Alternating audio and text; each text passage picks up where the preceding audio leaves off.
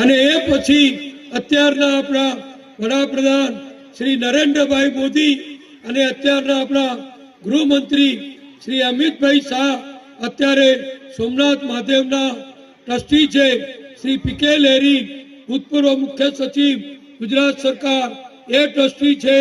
અને તમને જાણીને આનંદ થશે, મોટાભાગના લોકોને ખબર નહીં હોય કે આપણા જે પાટીદાર ઉદ્યોગપતિ મફતલાલ ગ્રુપ જેને કહેવાય એ મફતલાલ ગ્રુપના મફતલાલ શેઠના દીકરાનો દીકરો આજે ત્યાં ટ્રસ્ટી છે। અને માનનીય વડાપ્રધાન નરેન્દ્રભાઈ મોદીએ પણ જે છેલ્લા 15-20 વર્ષમાં જે વિકાસ કર્યો, સોમનાથ મહાદેવનો સુખ સગવડો સુવિધાઓ ભવ્યતા અનેક પ્રસંગોની ઉજવણી થાય એવું કામ કર્યું।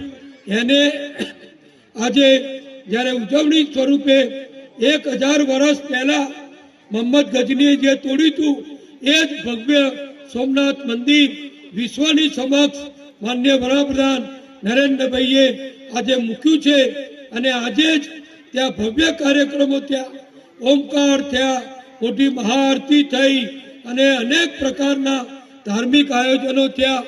એમાં વડાપ્રધાન નરેન્દ્રભાઈ અનેક પૂજ્ય સાધુ સંતો ત્યાં ઉપસ્થિત રહ્યા।